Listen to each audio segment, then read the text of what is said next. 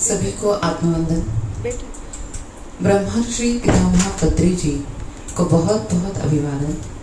सीतायन इस किताब की मूल लेखिका देना मरियम जी और उसे हमारी भाषाओं में भावानुवाद करने वाले कविता जी गुप्ता एवं हमारे ब्रह्मर्षि जोशी सर, इन्हें भी बहुत अभिवादन। अब हम शुरू करते हैं सीतायन का भाग 8। काफी समय हो गया इसलिए हम पिछले भाग को थोड़ा सा डिटेल में देखते हैं। पिछले भाग में हमने देखा कि किस प्रकार रावण ने माता सीता का अपहरण कर लिया था और माता सीता रावण के अशोक वाटिका में एक अशोक वृक्ष के नीचे अपना सहारा ढूंढते हुए वो वहां पर बैठ गई थी और वहां की एक सुरक्षा कर्मी ने माता सीता के सामने कुछ फल और जल लाकर रखा और माता सीता ने उस जल का पान किया।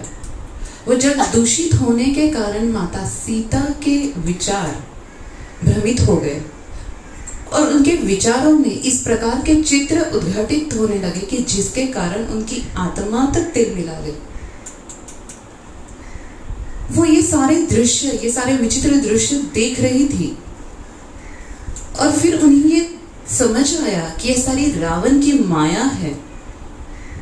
उसके पश्चात उन्होंने इस बात पर विचार किया कि रावण की सोच इस प्रकार क्यों है, इसका क्या कारण हो सकता है। और विचार करने पर उनके समझ में आया कि ये इसके पूर्व जन्म के संस्कार है।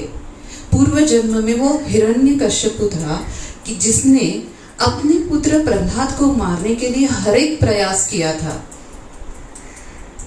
फिर माता ने पुनः विचार किया कि उसके मन में ये जो वासनाएं हैं ये कहां से है, ये कहां से आ रही है। तो उन्हें अपनी एक गत स्मृति याद आई। जब वे श्री राम और लक्ष्मण के साथ एक बार बात कर रही थी तो उनके सामने एक दृश्य ओझल सा गया था कि एक जीव ऊपर से नीचे की तरफ धरातल की तरफ गिरता ही चला जा रहा है और माता उसे थामने का, बचाने का प्रयास कर रही, लेकिन वो ऐसा नहीं कर पाती और वह जीव रसातल पर आकर गिर जाता है। उस स्मृति को माता सीता ने पुनः याद किया। आगे देना मरियम जी लिखती है कि माता जब वे उस स्मृति को पुनः याद कर रही थी तब उनके सामने इस तरह का दृश्य खड़ा हुआ कि वे नारायणी रूप में नारायण के साथ थी और तब वे दोनों कुछ किसी बात पर चर्चा कर रहे थे। तब नारायण ने कहा कि अभी अभी ब्रह्मा जी के 4 मानस पुत्र ऋषि कुमार हमसे मिलने आए थे, लेकिन जय ने, जो उनका परिचारक था, उन्हें अंदर आने से मना कर दिया और वे द्वार से ही लौट गए। नारायणी ने पूछा कि इस प्रकार जय ने क्यों किया, लेकिन वो विषय वहीं पर रह गया। वे दोनों उन ऋषि कुमारों से मिलने के लिए चले गए। वहां से लौटने के पश्चात उन्होंने जय को बुलाया और उससे पूछा कि तुमने ऐसा क्यों किया, उन्हें क्यों लौटा दिया। तब जय ने कहा कि वे बहुत ही उदंड और अभद्र बालक है।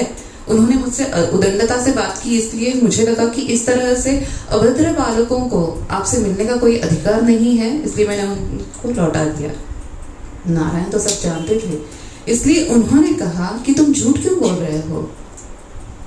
इस प्रकार की गलत भावनाओं का इस उच्च स्तरीय लोक में कोई भी स्थान नहीं है, इसलिए तुम अपनी भावनाओं पर काम करो और तुम जाकर ध्यान करो और इन भावनाओं को अपने मन से दूर करने का प्रयास करो।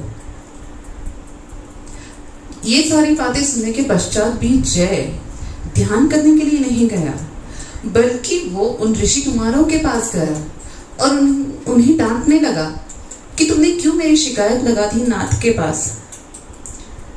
उसकी बात की तरफ ध्यान न देते हुए उनमें से एक ऋषि कुमार ने उसे कहा कि चलो मैं तुम्हें ध्यान में मदद करता हूं, तुम मेरे साथ चलो।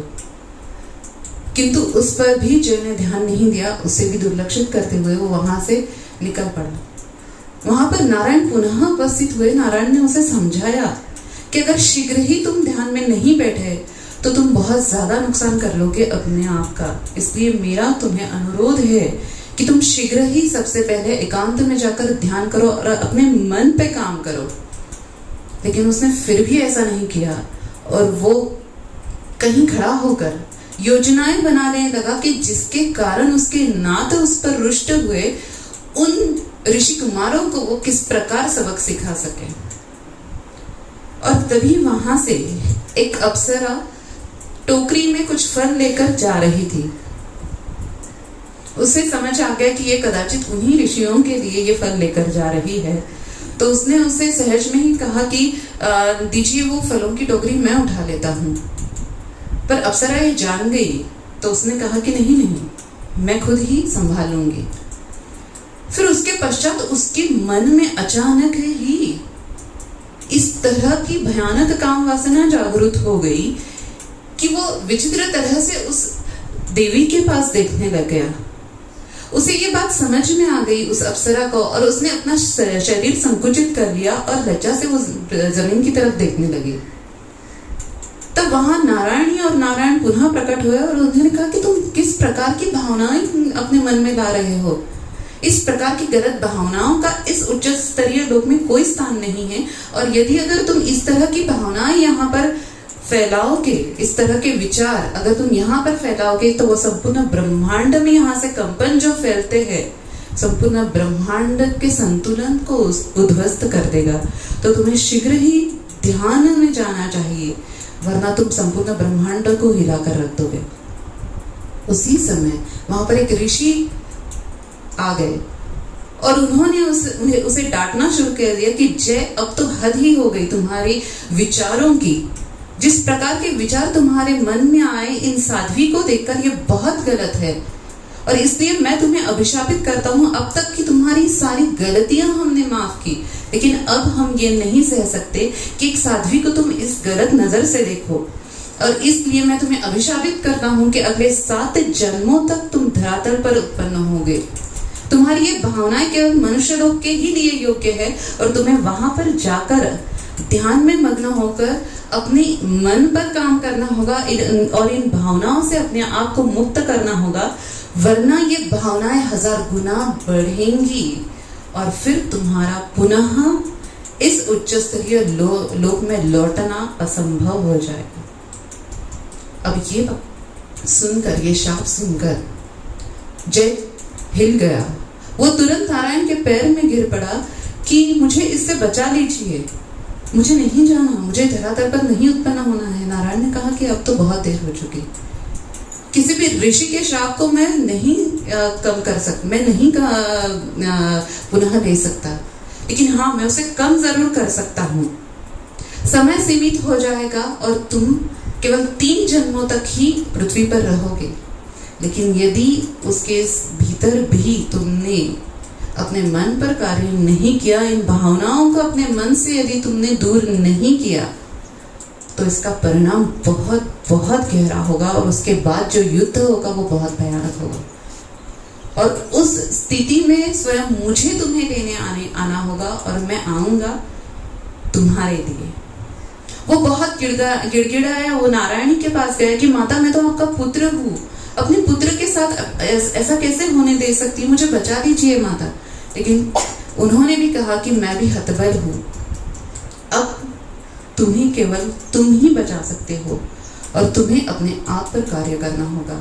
ऐसा कहते कहते कि माता मुझे बचा लो, माता मुझे बचा लो, वो वहां से अदृश्य हो गया भूमि पर जन्म लेने के लिए। और उसके पश्चात ये सारे दृश्य माता के सामने से धूमिल हो गए, और माता को एक गीत, एक सुंदर सा गीत जो माता को बहुत ज्यादा प्रिय था, वो उन्हें कानों में सुनाई देने लगा, जो कि भक्त प्रहलाद उनके लिए गाता था, उनकी स्तुति में गाता था, प्रेम पूर्वक, भक्ति पूर्वक गाता था, और वही गीत जय भी गाता था, माता की स्तुति के लिए, माता की भक्ति में, माता के प्रति प्रेम को जागर करने के लिए।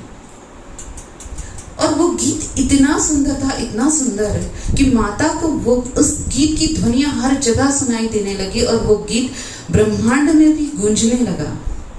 और उस क्षण रावण माता के पास ही आ रहा था, तो उस गीत को जब ब्रह्मांड में गूंजते हुए उसने सुना, तो वो भी एक क्षण के लिए वहीं पर रुक गया, और माता ने इसी क्षण का फायदा उठाकर उसके मस्तिष्क में प्रवेश किया, और माता उसके कान में बुदबुदाई, क्या तुम्हें याद है ये गीत कौन गाया करता था? ये गीत जय गाया करता था। याद करो उन पलों को, याद करो उस भक्त भक्ति को याद करो, उस प्रेम को जो इस गीत के माध्यम से तुम जताना चाहते थे, उसे पुनः याद करो और सोचो कि तुम कहाँ पहुंच गए, क्या स्वरूप था तुम्हारा और अब तुम कैसे बन गए हो, तुम कितने अच्छे थे और तुम ऐसे क्यों बन गए हो। इस बात पर तुम विचार करो जय। तब उसे कुछ क्षण उसके आंखों के सामने से गुजरे, तब उसने कहा कि हाँ माता, आपने मेरा साथ क्यों छोड़ दिया, आपने क्यों मेरा हाथ छोड़ दिया।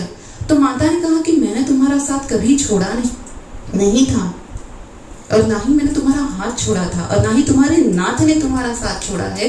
वे शीघ्र ही तुम्हारा उद्धार करने के लिए, तुम्हें यहाँ से ले जाने के लिए आने वाले हैं। फिर उसने आगे कहा कि माता, मैंने बहुत गलत कार्य किए हैं, मैंने अपने पुत्रों को मार डाला, मैंने अपने कई संतानों को मार डाला। तब माता ने कहा कि नहीं, तुम्हारे हाथों वो अपराध नहीं हुआ है, नाथ ने तुम्हारे नाथ ने तुम्हें उससे बचा लिया, तुमने प्रहलाद की हत्या नहीं की। तब नाथ ने आकर तुम्हें उस हत्या के पाप से तुम्हें बचा लिया और अब वे शीघ्र ही आकर तुम्हारा इस जन्म में भी उद्धार करेंगे। लेकिन उससे पहले तुम्हें अपने मन में बसी ये क्रोध, वासना, अहंकार के जो भाव है उन्हें अपने से दूर करना होगा, तभी नाथ तुम तक सहजता से पहुंच पाएंगे और तुम्हारी मुक्ति का मार्ग सहज होगा। और ये सारी चीजें धीरे धीरे धूमिल होने लगी। फिर आगे माता ने पाया कि माता एक अनंत महासागर में है, जहां से जय श्री नारायणी के उद्घोष उन्हें सुनाई दे रहे हैं। और वहां पर पानी के हर लहरों से कई साध्वियां, कई स्त्रियां, कई महर्षियां उनके सामने वहां पर प्रकट हो रही थी। उनमें कुछ को वो पहचानती भी थी, साध्वी अनुसुया, साध्वी गार्गी, फिर महर्षि देवहूति, उनकी 9 पुत्रियां जो कि बहुत महान ऋषियां थी, वे सभी उनके सामने प्रकट हुई और वे सभी उनके प्रति कृतज्ञता व्यक्त करने लगी, उनके त्याग के प्रति, उनकी सहनशीलता के प्रति उनका जय जयकार करने लगी और उन्हें बहुत बहुत धन्यवाद देने लगी। ये दृश्य भी धूमिल हो गया और उनके सामने केवल माता पार्वती ही थी। तब वे थोड़ी सी जागृति में आई और उन्होंने अपने आसपास देखा, तब उन्हें समझ नहीं आया कि वो कहाँ है। उन्होंने माता पार्वती से पूछा कि माँ, ये मैं कहाँ पर हूँ, ये किस क्षेत्र में मैं हूँ। तब माता पार्वती ने उन्हें याद दिलाया कि सीता, तुम रावण की कैद में हो और ये रावण का उद्यान है जहाँ पर तुम हो। तुम अपने भौतिकता को याद करो, तुम कहाँ पर हो। तुम इतने लंबे गहरे ध्यान में थे कि तुम अपनी भौतिकता को भी भूल चुकी थी। फिर उन्हें उनकी सारी स्मृतियां याद आई, फिर उन्हें श्री राम की याद आई कि श्री राम कहाँ है। फिर माता पार्वती ने कहा कि वे सुरक्षित है और वो जल्द ही तुम्हें लेने आएंगे। और महादेव के अवतार हनुमान के रूप में उनकी मदद के लिए पहुंच गए हैं और शीघ्र ही वे भी तुम तक पहुंचने वाले हैं और शीघ्र ही श्री राम तुम तक पहुंचेंगे। तब सीता ने कहा, लेकिन मेरा श्री राम से संपर्क नहीं हो पा रहा है। तब उन्होंने कहा कि शीघ्र वो भी हो पाएगा, किंतु तुम्हारे मन में, तुम्हारे कण कण में श्री राम के नाम का उच्चार हो रहा है। उस बात की तुम अनुभूति पुनः करो। माता को उस बात की अनुभूति हुई और फिर माता पार्वती भी सुबह होने आई थी। माता पार्वती भी जाने के लिए निकली। माता पार्वती एक पक्षी के रूप में बदल गई और वो उसी अशोक वृक्ष के ऊपर जाकर बैठ गई और वह माता सीता से बुदबुदाई कि मैं हमेशा आपके साथ हूँ, इसी वृक्ष पर, इस पक्षी के रूप में। वो धवल पक्षी के रूप में वहीं पर बैठ गई। जैसे ही माता की आंख खुली हुई, वहां की जो सुरक्षा कर्मी थी उन्होंने देखा, वे तुरंत ही माता के लिए भोजन और जल लेकर आई और उन्होंने माता से पूछा, क्या आप ठीक हो? हमें रावण ने बताया कि उनके बंदी बनाने के सदमे से आप बेहोश हो चुकी हो और हमें लगा कि कदाचित आप पुनः लौटकर ही नहीं आओगी, पर आपको पुनः लौटकर आया हुआ देखकर हमें अच्छा लग रहा है। कैसी है आप? माता इतने समय से ध्यान में थी कि उन्हें कालचक्र की, काल की कोई अनुभूति ही नहीं थी। उन्होंने उस स्त्री से पूछा कि मैं यहाँ कितने समय से हूँ। उन्होंने कहा कि कई हफ्ते गुजर गए, और जब से आप आई हैं तब से आप इतने गहरे ध्यान में थी कि आप पूर्णतः भाव शून्य नजर आ रही थी। ऐसा लग रहा था कि आप बस अपना देह छोड़ने ही वाली है, और आपके आसपास इस प्रकार का एक देवीय कवच नजर आता है कि आप तक, आपके अंदर तक कोई पहुंच ही नहीं सकता, ऐसा लगता है। लेकिन पता नहीं ऐसा क्यों कि मुझे हमेशा फील होता था कि मैं आपके भावों तक पहुंच पा रही हूँ, और इसीलिए मैं हर बार जल और अन्न आपके लिए लेकर आती थी, क्योंकि मुझे लगता है कि आप थक गई होंगी, आपको अन्न की जरूरत होगी, आपको जल की जरूरत होगी। तो माता ने कहा कि मुझे किसी भी चीज की जरूरत नहीं है और मुझे कुछ भी नहीं चाहिए, लेकिन आपने जो स्नेह मेरे लिए व्यक्त किया है मैं उसे हमेशा याद रखूंगी। तब माता ने उनसे उनका नाम पूछा कि आपका नाम क्या है। उन्होंने उनका नाम त्रिजटा बताया। उसके पश्चात रावण वहां पर आया, और रावण ने सीता माता को जागृत अवस्था में देखा तो वो ठहाके कर हंसने लगा और कहने लगा कि आखिरकार तुम उस सदमे से बाहर आ गई जो मैंने तुम्हें बंदी बनाने के बाद, जिस सदमे से तुम बेहोश हो गई थी। और यदि तुम ऐसा समझती हो कि तुम कुछ खाना न खाकर न पीकर अपने आप को समाप्त कर दोगी, और ये अगर तुम चाहती हो तो वो तो मैं तुम्हें क्षण में दे सकता हूँ, मैं क्षण में तुम्हें मृत्यु दे सकता हूँ। तो माता ने उसकी ओर से मुंह हटा लिया और कहा कि मैं मरना नहीं चाहती, और इस बात को भी तुम समझ लो कि मैं यहाँ पर बंदी नहीं हूँ, ये मैंने तुम्हें पहले भी बताया था। मैं अपनी इच्छा से यहाँ पर हूँ, और मैं यहाँ पर इसलिए हूँ ताकि मैं तुम्हें मुक्त कर सकूं अपनी गलत भावनाओं से। वो पुनः ठहाके देकर हंसने लगा कि पहले तुम अपनी आजादी के बारे में तो सोचो, फिर मेरी मुक्ति के बारे में सोचना। उसके ये शब्दों की ओर ध्यान न देते हुए माता पुनः ध्यान में चली गई, और फिर रावण भी चला गया। माता पार्वती ने उसके पश्चात माता सीता को इस बात का भान करवाया कि अब उन्हें बहुत ज्यादा सतर्क रहना होगा, क्योंकि रावण उन्हें शारीरिक तौर पर हानि नहीं पहुंचाता सकता, क्योंकि उनके आसपास एक सुरक्षा कवच, एक सुरक्षा मंडल था। रावण ने बहुत बार प्रयास किया कि वो माता को शारीरिक हानि पहुंचा सके, पर कोई भी शस्त्र उस सुरक्षा कवच को भेद नहीं सकता था। इसलिए वो उन्हें शारीरिक तौर पर तो हर्ट नहीं कर सकता था। इसलिए माता पार्वती ने उन्हें समझाया कि वो तुम्हें शारीरिक तौर पर हर्ट नहीं कर सकता, लेकिन वो मानसिक स्तर पर बहुत ज्यादा काम करेगा, और कर रहा भी है। उसका अनुभव आप स्वयं ले चुकी है। इसलिए जब तक श्री राम यहाँ पर नहीं आते, आपको यहाँ पर कुछ भी खाना नहीं है, कुछ भी पीना नहीं है, और आपके शरीर का पोषण देवीय पेय अमृत के द्वारा किया जाएगा, और आपको सोना तक नहीं है। आपको हमेशा जागृति में ही रहना है और अपना अधिक से अधिक समय ध्यान में ही व्यतीत करना है, जिसके द्वारा आपको आत्मसंबल मिलेगा।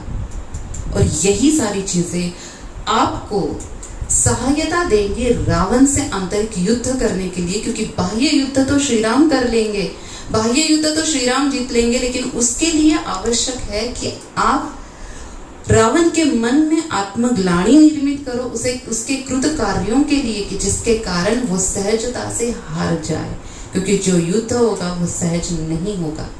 और माता ने इस बात को अपने मन में संचा लिया कि हाँ, अब मुझे किस तरह से यहाँ पर रहना है। फिर आगे ये सारी चीजें देखकर कि ना तो सीता पानी पीती है, ना तो सीता कुछ ग्रहण करती है, और ना ही वे सोती है, ये सारी चीजें देखकर, और फिर भी वे बहुत ज्यादा शांत है, सहनशील, ये सारी चीजें देखकर रावण और भी ज्यादा बौखला गया, और भी ज्यादा ईर्ष्यालु हो गया, और भी ज्यादा गुस्से हो गया कि ऐसा क्या है इस साधारण सी स्त्री में कि ये ना तो झुक रही है, ना ही इसकी सहनशीलता हिल रही है, ऐसा क्या है। वो बहुत प्रयास करने लगा इस चीज को ढूंढने के लिए, ऐसा क्या है इस साधारण सी स्त्री में। मुझे देखकर तो बड़े बड़े योद्धा तक हार जाते हैं, बड़े बड़े योद्धा तो तक थर-थर कांपने लगते हैं, पर ये स्त्री क्या है कि ये अभी तक शांत है, अभी तक सहनशील है, अभी तक अड़िग है, ऐसा क्या है इसके अंदर। वो और भी ज्यादा गुस्सैल हो गया। और वहीं दूसरी ओर माता इन्हीं विचारों में थी कि मैं किस प्रकार उसके मन में प्रवेश कर सकूं और उसके मन में दबे हुए प्रेम को पुनः उजागर कर सकूं। इस प्रकार से माता एक तरह से उसके आंतरिक बदलाव पर काम कर रही थी। फिर एक दिन माता ध्यान में बैठी हुई थी, तब उन्होंने ध्यान में देखा, भविष्य को देखा कि किस प्रकार स्त्रियों का दर्जा कम होता जा रहा है और भविष्य में स्त्रियों का दर्जा ज्ञान के क्षेत्र में, शिक्षा के क्षेत्र में, धन के क्षेत्र में, कुटुंब में कम हो जाएगा। और इस बात को देखकर उन्हें बहुत दुख हो रहा था कि ऐसी क्यों स्त्रियों की स्थिति घट रही है। वो ये समझ रही थी, वे ये अपने आप में ये जान रही थी कि ये सारी चीजें रावण के कारण, क्योंकि रावण स्त्री को एक वस्तु समझता है, यूज करने की वस्तु, एक भोग की वस्तु समझता है, और यही भावनाएं वो सभी जगह फैला रहा है, यही विचार वो सभी जगह फैला रहा है। इसके कारण ये घटित हो सकता है। तभी वहां पर महर्षि देवहूति आई, अपने शुभ्र उनका जो स्वरूप था वो शुभ्र स्वरूप के साथ वो वहां पर आई। महर्षि देवहूति जैसे ही आई, माता सीता बहुत खुश हो गई। माता सीता ने कहा कि नानी आप आई हो। तो उन्होंने कहा कि हाँ पुत्री, मैं तुमसे मिलने आई हूँ और तुम्हारी कुछ पुरानी स्मृतियां तुम्हें याद दिलाने आई हूँ। उन्होंने सीता का हाथ अपने हाथ में पकड़ा और उसे बहुत प्रेम से उसे संभाला और फिर उन्हें वे स्मृतियां नजर आने लगी। ऋषि देवहूति महाराजा मनु, जो कि बहुत महान राजा थे, उनकी पुत्री थी। और महाराजा मनु ने अपनी बेटी के लिए संपूर्ण पृथ्वी ढूंढ डाली उनके योग्य वर ढूंढने के लिए, और उन्हें एक तपस्वी ऋषि जिनका नाम कर्दम था, वे उनके पति रूप में सुयोग्य लगे। फिर उन्होंने उनसे इसके विवाह के लिए याचना की, किंतु कर्दम मुनि जो थे, उनकी इच्छा थी कि वे परब्रह्म में एक रूप हो जाए, लेकिन वे महाराजा मनु को भी नकार नहीं सके, और इसलिए उन्होंने एक शर्त रखी कि मैं तब तक इनके साथ वैवाहिक जीवन व्यतीत करूंगा जब तक कि इन्हें संतान की प्राप्ति न हो जाए। उसके बाद कई वर्षों तक उन्होंने वैवाहिक जीवन साथ में व्यतीत किया। उन्हें 9 पुत्रियां हुई और अंत में 10वां उन्हें पुत्र हुआ, जिसका नाम उन्होंने कपिल रखा। और कहते हैं कि कपिल यानी नारायण का ही अवतार थे। और नारायण के बाल अवतार को देखने के लिए नारायणी उनसे मिलने के लिए आई। तब अपनी कही हुई शर्त पूर्ण होने के कारण महर्षि कर्दम महर्षि देवहूति को छोड़कर जा रहे थे। तब नारायणी ने महर्षि देवहूति का सांत्वन किया और उन्हें कहा कि उन्हें अपने 10 संतानों का दैविक पालन पोषण करना होगा, उन्हें योगाभ्यास आदि सारी चीजें सिखानी होंगी, जो कि संपूर्ण सृष्टि के लिए बहुत लाभदायक होंगी। और महर्षि देवहूति की जो एक बेटी थी ख्याति नाम की, वो बहुत ही अंतर्मुख थी, हमेशा शांत रहती थी और केवल अंतर्मुख रहती थी। उनका विवाह हुआ महर्षि भृगु के साथ, और जब वे विवाह उपरांत नारायण और नारायणी के आशीर्वाद लेने के लिए गए, तब उनकी इच्छा हुई कि वे नारायणी को पुत्री रूप में प्राप्त कर सके। तब उन्होंने इस बात की स्वीकृति दी, लेकिन नारायण ने कहा कि ये आपके साथ केवल तब तक रहेंगे जब तक कि मैं इन्हें पुनः लेने के लिए ना आ जाऊं।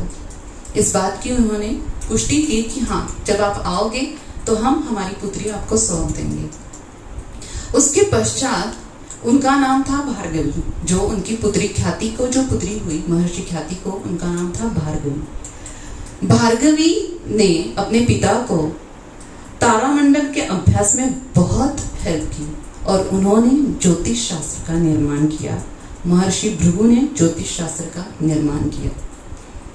उसके पश्चात जो महर्षि भृगु की अन्य पत्नी थी उसाना, वो असुरों के गुरु शुक्राचार्य की माता थी।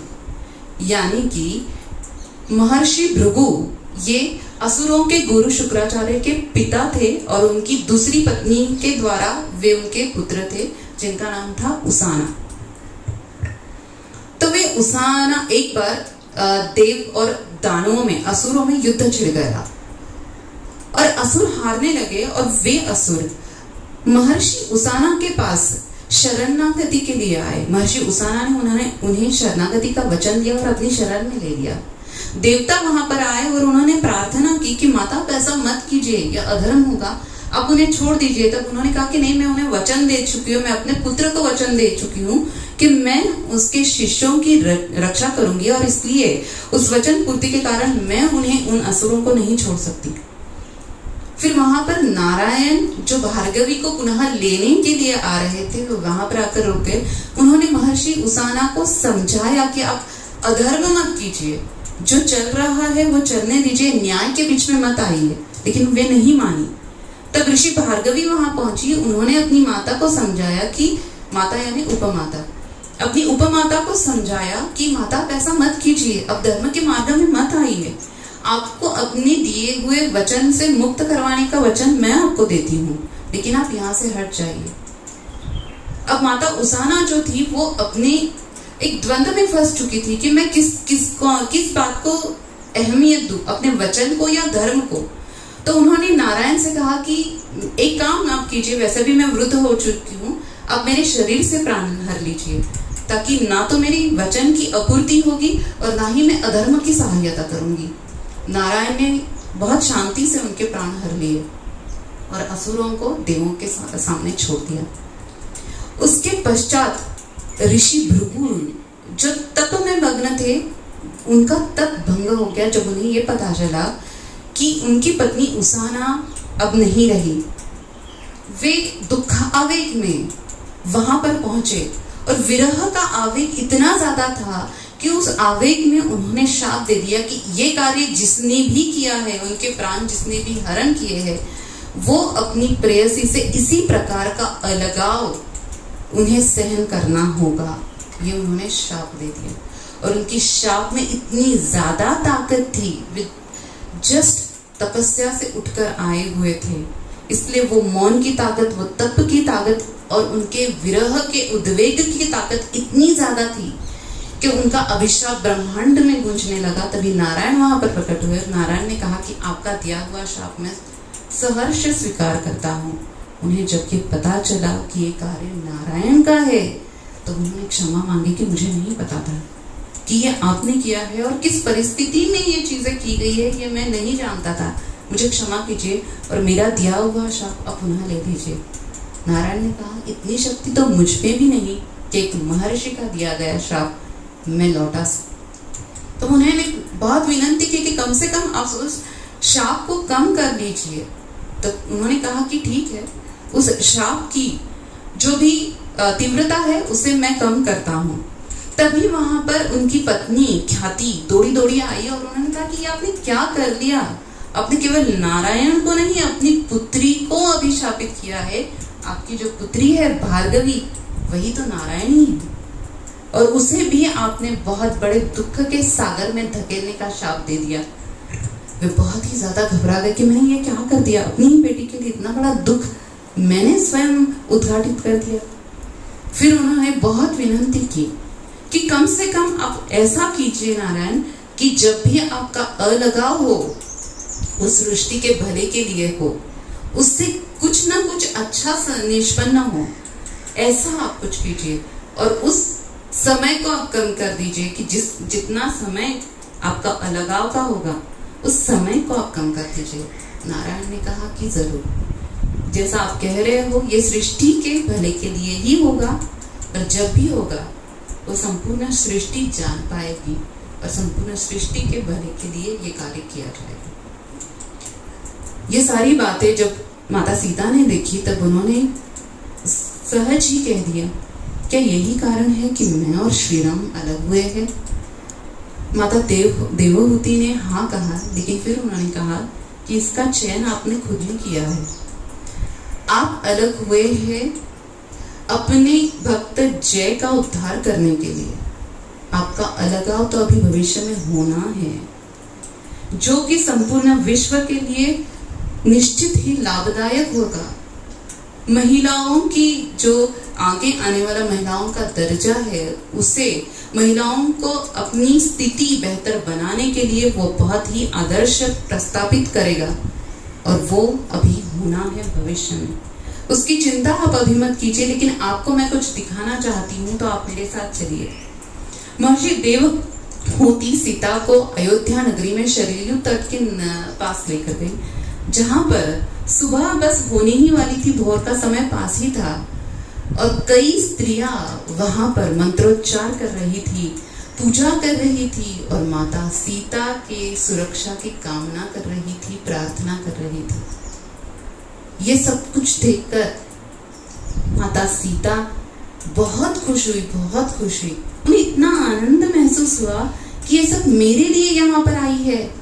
तब महर्षि देवहूति ने कहा कि आज नहीं, जिस दिन आप यहाँ से गई थी उस दिन से लेकर आज तक लगातार रोज यहाँ पर ये महिलाएं आती है, चाहे आंधी हो, तूफान हो, बारिश हो, कुछ भी हो, ये बिना चूके यहाँ पर रोज भोर के समय में यहाँ पर आती है, आपकी सुरक्षा की कामना करती है, प्रार्थना करती है। और यही वो है सुरक्षा कवच जो आपके आसपास है, रावण जिसे भेद नहीं सकता। यही सुरक्षा कवच इन स्त्रियों ने निर्माण किया है। तो माता सीता ने कहा कि मुझे बहुत बार ये फील हुआ कि अयोध्या से कुछ दैवी शक्ति हमारे पास आ रही है, लेकिन मुझे लगा कि ये सब कुछ श्री राम के लिए है। मुझे ये कभी लगा ही नहीं, क्योंकि मैं बहुत कम समय के लिए अयोध्या में थी, तो यहाँ की स्त्रियां, यहाँ के लोग, यहाँ की प्रजा मुझे जानती तक नहीं थी, फिर भी उनका मेरे प्रति इतना स्नेह कि वो मेरे लिए, मेरी सुरक्षा के लिए प्रार्थना करे और मेरे लौटने की कामना करे, बहुत विशेष है। उन्होंने मन से उन सभी स्त्रियों को बहुत बहुत धन्यवाद दिया, बहुत कृतज्ञता व्यक्त की, और पुनः उन्होंने देखा कि वे अपने स्थान पर आ चुकी है। तब सुबह होने का समय हो चुका था और महर्षि देवहूति ने कहा कि पुत्री अब मैं चलती हूँ। तब माता की स्थिति ऐसी थी कि माता ने कहा कि नानी जी आप मुझे छोड़कर मत जाइए। उन्होंने कहा कि नहीं बेटा, ये युद्ध तुम्हारा है, ये युद्ध तुम्हें लड़ना है। श्री राम तो बाह्य युद्ध कर रहे हैं, किंतु आंतरिक युद्ध तुम्हें जीतना है, और इसकी तैयारी तुम्हें करनी ही होगी। इसके लिए तुम्हें अपने आप को तैयार करना ही होगा। उसके पश्चात माता पुनः ध्यान में चलेगी। कुछ देर पश्चात एक मंद शांत आवाज से उनकी आंख खुली। माता, उन्होंने आंखें खोलकर देखा तो सामने मंदोदरी भोजन का थाल लिए हुए थी। जब से माता सीता वहां आई थी, मंदोदरी रोज स्वयं के हाथों से भोजन बनाकर उनके लिए लेकर आती थी। वहां पर कुछ समय के लिए रुकती थी, थाल वहीं छोड़कर चली जाती थी, शाम में वापस आती थी और उसे अछुआ पाकर वो उसी तरह पुनः थाल लेकर जाती थी। और उसे जब ये पता चला कि माता ध्यान से जागृत हो चुकी है, इसलिए उन्होंने माता को आवाज लगाई। तब माता ने उनकी तरफ देखा।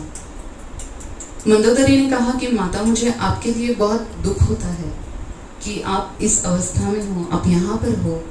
आप कुछ खा लीजिए, भोजन मैंने स्वयं बनाया है और इसमें वो सारे व्यंजन हैं जो घर में सभी को बहुत पसंद है, मेरे हाथों के बनाए हुए व्यंजन, तो आप इसे ले सकती है। तब माता ने कहा कि नहीं, जब तक श्री राम यहाँ पर नहीं आते मैं कुछ भी नहीं खाऊंगी, लेकिन मैं तुम्हें ये वचन देती हूँ कि यहाँ पर जो भी पहला भोजन मैं करूंगी वो तुम्हारे हाथों का बना ही होगा। फिर उन्होंने कहा कि माता, मुझे आपके लिए बहुत दुख होता है कि आप किस अवस्था में हो यहाँ पर।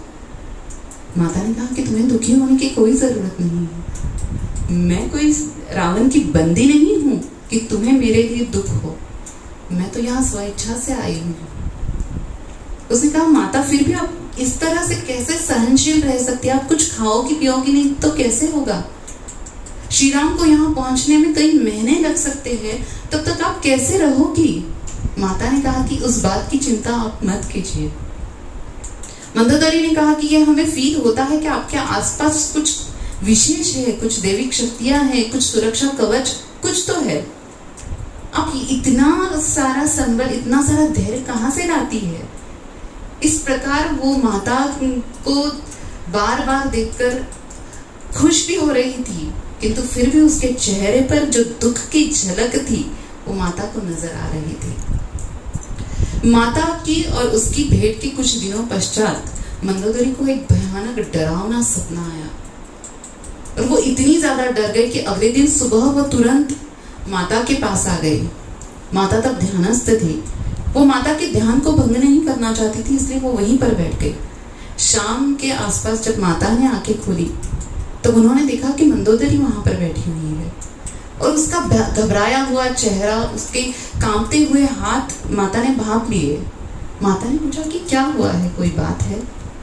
तो उन्होंने कहा कि मुझे बहुत डर लग रहा है, कहीं कुछ अनिष्ट तो नहीं होने वाला है रावण के साथ।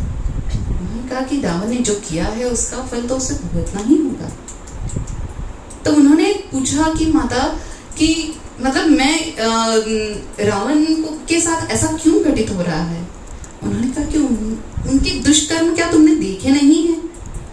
तुम उनकी पत्नी हो, तुम उसे रोक सकती थी, लेकिन फिर भी तुमने उसे रोका नहीं। रावण ने तुम्हारा भी अपहरण किया था, लेकिन तुम्हारे साथ विवाह किया उसने। अन्य कई स्त्रियों का उसने अपहरण किया, लेकिन उसे उन्हें भोग की वस्तु समझकर उनका इस्तेमाल कर उन्होंने उसे ऐसे ही छोड़ दिया। तो फिर क्या तुमने कभी उसे रोकने का प्रयास नहीं किया? तो ये सारी बातें सुनकर मंदोदरी को बहुत दुख हुआ। मंदोदरी ने माता से पूछा कि माता ऐसा क्यों है कि मैं इस विनाशकारी व्यक्ति से इतनी ज्यादा जुड़ी हुई हूँ, इतनी ज्यादा समर्पित हूँ, ऐसा क्यों है माता? ऐसा क्या हुआ है भूतकाल में कि जिसके कारण मैं इस व्यक्ति से इतनी ज्यादा समर्पित हूँ? तब माता ने उनका हाथ अपने हाथ में लिया बहुत प्रेम से और कहा कि मंदोदरी अब अपना पूर्व जन्म देखिए। तब उन्होंने अपना पूर्व जन्म देखा कि वे सुंदर नवयुवती थी और उनके माता पिता उनके शादी के लिए वर ढूंढ रहे थे। काफी ढूंढा, लेकिन उनके सुयोग्य वर उन्हें नहीं मिला और उनकी शादी की बहुत तीव्र इच्छा थी, लेकिन उन्हें सुयोग्य वर नहीं मिल रहा था। और इसी इच्छा के कारण कुछ समय पश्चात उन्होंने ये तय किया कि यदि मेरी शादी हो जाए तो मैं अपने पति को पूर्णतः समर्पित हो जाऊंगी। मैं अपनी इच्छाओं को भी मार दूंगी और मेरे पति की इच्छाओं को ज्यादा मैं सम्मान दूंगी और उसी के ही तरह जो उसे सही लगे उसी तरह मैं व्यवहार करूंगी और उसे पूर्णतः समर्पित रहूंगी, बस मेरा विवाह हो जाए। इसी भावना में अंत उनका हुआ और अंत समय में भी उन्होंने यही सोचा कि कम से कम अगले जन्म में मुझे मेरा विवाह हो और मुझे पति मिल जाए, और मैं अगर मुझे मिल जाएगा मेरा पति तो मैं उसे पूर्णतः समर्पित हो जाऊंगी। इसी भावना के साथ उनकी मृत्यु हुई। तब माता ने उन्हें कहा कि देखा, तुमने किस चीज की मांग की थी? तुमने इतना तक नहीं सोचा कि एक स्त्री का पहला कर्तव्य स्वयं के प्रति होता है कि अपनी गरिमा को मैं कैसे संभाल सकूं। सबसे पहला कर्तव्य एक स्त्री का यह है कि अपनी गरिमा को संभाले। पति के प्रति समर्पण भाव हो, लेकिन स्वतः की गरिमा सबसे पहले महत्वपूर्ण है। तुम यदि अपनी गरिमा को मांगती, अपनी गरिमा को संभाले रखती, तो ये जो सारे जो गलत कृत्य हुए कदाचित वो भी नहीं हो पाते। उन्होंने कहा कि माता मैं कैसे ऐसा कर पाती? उन्होंने कहा कि तुम अलग हो सकती थी, तुम क्यों समर्पित हो गई? उसने कहा कि जब रावण मेरा अपहरण कर लेकर आए थे तब मैंने भी आपकी तरफ विरोध किया था, मैं नहीं तैयार हुई थी, लेकिन कुछ समय पश्चात मैं विवाह के लिए तैयार हो गई, मैंने विवाह किया और धीरे धीरे पता नहीं कैसे मैं इतनी समर्पित हो गई कि मैं उनकी भक्त बन गई। ये कैसे हुआ ये मुझे पता ही नहीं चला। माता ने कहा तुम उनसे दूर हो सकती थी। उन्होंने कहा मैं एक नारी हूँ और एक नारी क्या कर सकती है? उन्होंने कहा कि तुम ही उसका असली शक्ति स्वरूप हो। यदि तुम उससे अलग हो जाती तो उसकी शक्ति ही आधी हो जाती। तुम ही उसे शक्ति प्रदान करती हो, तुम्हारी भक्ति और तुम्हारा समर्पण ही उसे शक्ति प्रदान कर रहा है। तुम यदि उससे अलग हो जाती तो वो कभी भी इतना शक्तिशाली नहीं हो सकता था। उसने केवल तुम्हारे शरीर पर ही नहीं, तुम्हारे मन पर भी कब्जा किया हुआ है। इसी कारण तुम इस तरह से उसे समर्पित हो कि उसके गलत कृत्यों को भी तुमने उसका विरोध नहीं किया। तो आगे मंदोदरी कहती है कि अब मैं क्या करूं? तो माता सीता कहती है कि अब तुम्हें अपने मन को शांत रखना होगा। तुम्हारे पास वैसे भी केवल दो ही पर्याय है, या तो तुम अपने मैके चली जाओ, या फिर यहीं रहकर अपने मन को पक्का कर कर, शांत कर कर, जो सब कुछ होगा उसे देखने की सहनशीलता रखो। तब उसने कहा कि माता, क्या मेरे पुत्रों को भी मेरे पति के कृत कार्यों का फल भुगतना होगा? तो माता ने कहा कि नहीं, तुम्हारे पति केवल खुद का ही जो भी उन्होंने गलत कार्य किया है वही भुगतेंगे, और तुम्हारे पुत्र अपने गलत कार्यों का फल भुगतेंगे, जो भी उन्होंने किया होगा। तो वे बहुत ज्यादा दुखी हो गई और वे माता को कहने लगी, माता आप तो माँ नहीं है ना, इसलिए आपको कैसे पता चलेगा कि बच्चों के प्रति क्या स्नेह होता है, बच्चों के प्रति क्या प्रेम होता है, उनकी असुरक्षितता की भावना क्या होती है, क्या आप नहीं जान सकती माँ? तो उन्होंने कहा, मुझे माता कहती हो और पुनः यही भी कहती हो कि तुम कहाँ माता हो? ये संपूर्ण चराचर सृष्टि की मैं माता हूँ, और जिसके लिए तुम इतनी उद्विग्न हो वो रावण भी मेरा ही पुत्र है। वो भी कभी समय था कि मुझे माता पुकारा करता था, लेकिन आज वो गलत इसमें चला गया है, और तुम कहती हो कि मुझे फर्क नहीं पड़ता। यदि मेरे किसी भी संपूर्ण सृष्टि में यदि किसी को भी जरा भी दुख हो ना, तो मुझे भी दुख होता है। आज तुम्हारी इस भावना को देखकर भी मुझे दुख होता है, लेकिन मैं जानती हूँ कि जो हो रहा है वो सही है, योग्य है, और वो रावण के लिए योग्य है। फिर मंदोदरी ने कहा कि माता कैसे ऐसे हो सकती हो? अब चट्टान की तरह अड़िग हो और नदी की तरह शांत भी हो। एक व्यक्ति कठोरता और कोमलता को एक साथ कैसे लिए जी सकता है? यदि कोई कठोर होता है तो वो कोमलता से पूर्णतः परे होता है, और यदि कोई कोमल होता है तो कठोर व्यक्ति के अंदर सहज ही चला जा सकता है, वो उसके प्रभाव में सहज ही आ सकता है। लेकिन आप कैसे दोनों चीजों पे कैसे इतने निपुण हो, किस प्रकार इन गुणों को आप धारण कर सकती हो?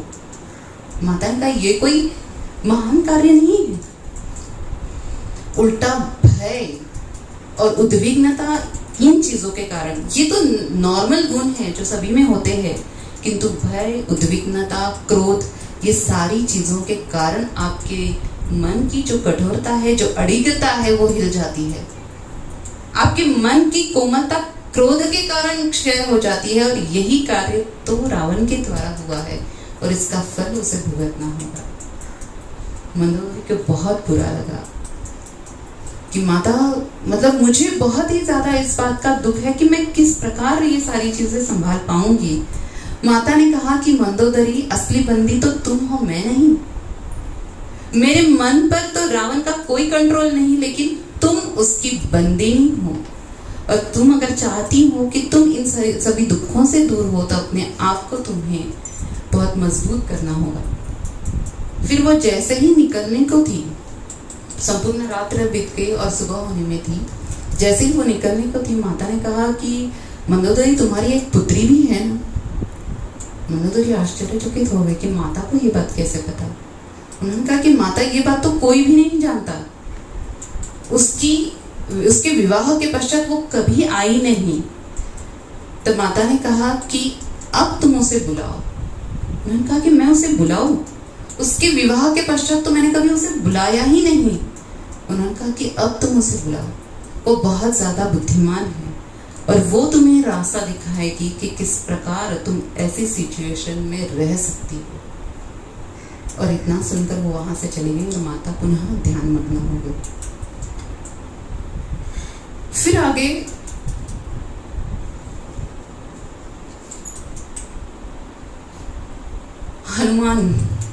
हनुमान जी माता को खोजते हुए वहां पर पहुंच गए जहां पर माता थी।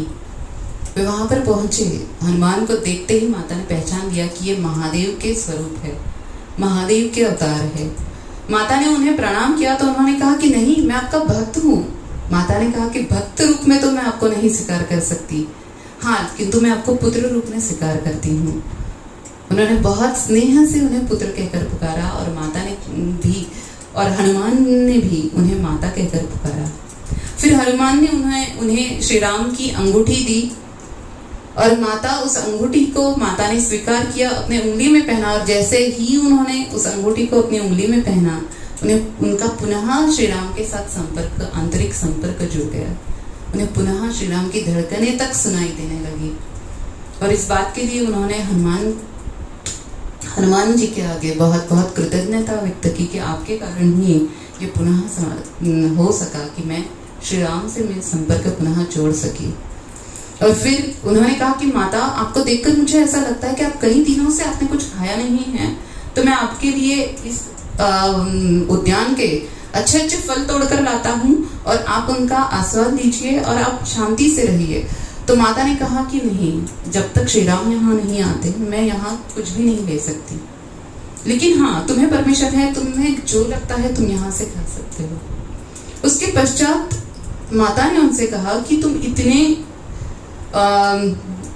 मोहक बालक जैसे हो और इतने सुलझे हुए हो कि तुम किसी के भी मन को बदल सकते हो, तो तुम एक कार्य क्यों नहीं करते कि तुम रावण के पास जाओ, उससे बात करो और उसके मन को बदलने का प्रयास करो ताकि ये इतना बड़ा युद्ध टल सके। क्योंकि जो भी युद्ध होगा वो बहुत भयानक होगा, बहुत से जीवों की हानि होगी, बहुत नरसंहार होगा।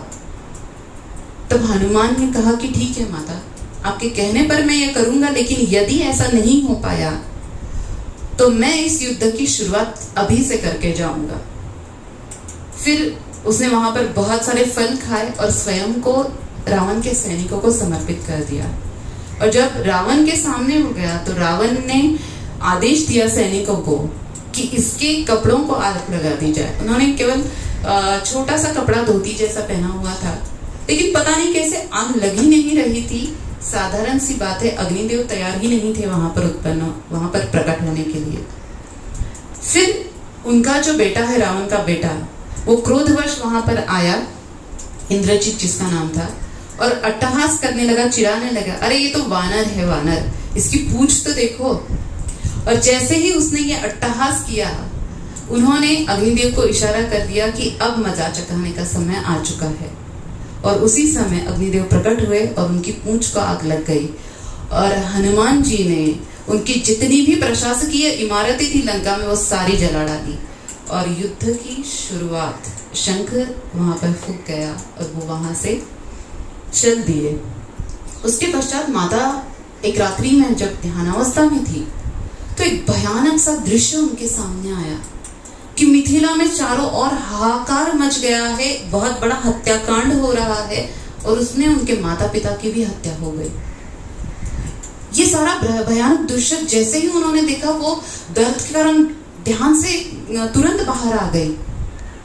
फिर उन्होंने पुनः ध्यान में वो पुनः बैठी कि ये गलत है, ये शायद मेरा भ्रम है। पुनः ध्यान में बैठी, पुनः उन्हें यही सारे दृश्य नजर आने लगे। फिर उन्होंने अपने पिता से संपर्क करने का प्रयास किया तो वो भी नहीं हो पाया। वो बहुत ज्यादा उद्विग्न हो गई और इसी उद्विग्नता में संपूर्ण दिवस गया। और जब शाम में रावण वहां पर आया तो रावण भी अट्टहास कर यही कहने लगा कि क्या तुम्हें पता चला कि तुम्हारे माता पिता इस दुनिया में नहीं रहे और संपूर्ण मिथिला उद्ध्वस्त हो चुकी है। तब सीता ने कहा कि तुम्हें इस बात का पता कैसे चला? तो रावण ने कहा कि अभी अभी मेरा दूत वहां से आया है और उसने मुझे बताया कि मिथिला पूर्णतः उद्ध्वस्त हो चुकी है और तुम्हारे माता पिता की हत्या कर दी गई है और अब शीघ्र ही राम का नंबर है और राम जैसे ही खत्म हो जाएंगे तुम्हारे पास मेरे सिवा कोई ऑप्शन नहीं बचेगा। राम की हत्या के बाद तुम अयोध्या नहीं लौट सकती और मिथिला में कुछ बचा नहीं तो तुम जाओगी कहाँ? तुम्हें मेरे अलावा कोई ऑप्शन ही नहीं है, तुम्हें मेरा स्वीकार करना ही होगा। ये सुनने के बाद माता पुनः ध्यान में चली गई, किंतु वो उद्विग्नता उनके मन से नहीं जा रही थी और वे उस समय का रात्रि का इंतजार कर रही थी कि जब वे दिल खोल कर रो सके।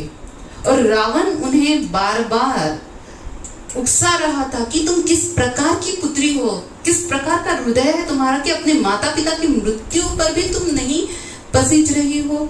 एक आंसू तक तुम्हारी आंखों से नहीं निकल रहा है अपने माता पिता की मृत्यु पर, किस प्रकार की बेटी हो तुम। लेकिन उस समय को माता ने अपने ऊपर हावी नहीं होने दिया। वे ध्यान में चली गई और उस समय का इंतजार करने लगी जब वो अकेली रो सके। और जैसे ही वो समय आया, उनके सामने एक दिव्य प्रकाश आया। वो थी महर्षि अनुसुईया। वे उनके सामने प्रकट हुई और उन्होंने कहा कि माता, आपका मन पुनः रावण के वश में चला गया था और ये सारा भ्रम रावण ने घटित किया है। अब पुनः ध्यानस्थ अवस्था में जाइए और अब आप देखिए कि क्या सत्य में ऐसा हुआ है। तब वे पुनः ध्यानावस्था में गई और उन्होंने देखा कि उनके पिता सुरक्षित है और वे जंगल में ध्यान में मग्न हैं और उनकी माता भी सुरक्षित है और वे राजमहल में है। ये दृश्य देखकर वे शांत हुई। फिर महर्षि अनुसुईया ने उनसे कहा कि अब आपको पुनः आंतरिक युद्ध शुरू करना है। अब तक आप रावण के फेंके हुए वार को अपने आप से बचाने के लिए युद्ध कर रही थी, आंतरिक युद्ध। लेकिन अब आपको इस तरह का युद्ध करना है कि आप रावण के मस्तिष्क में अब आपको जाना है और इसके लिए मार्ग केवल एक ही है कि आप उसके स्वप्न में जाओगी और उसे इस प्रकार डराओगी कि वो अपने आप से ही डर जाए, अपनी कृतियों से वो डर जाए। इस तरह का डर उसके मन में आपको निर्माण करना है और उसके लिए मैं आपको मदद करूंगी। आप मेरी सारी शक्तियां अपने आप में ले लीजिए और ये कार्य हम करेंगे जब रावण सोएगा।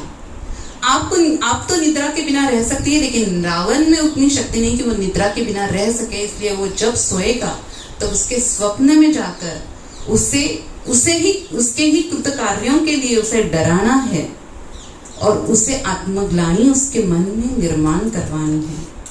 इतना कहकर माता अनुसुईया भी अदृश्य हो गई और माता सीता ध्यान में चली गई। माता इसी बात पर विचार कर रही थी। आज हम यहीं पर रुकते हैं और आगे क्या होता है ये अगले एपिसोड में देखेंगे। बहुत बहुत धन्यवाद और आत्मनिर्भर।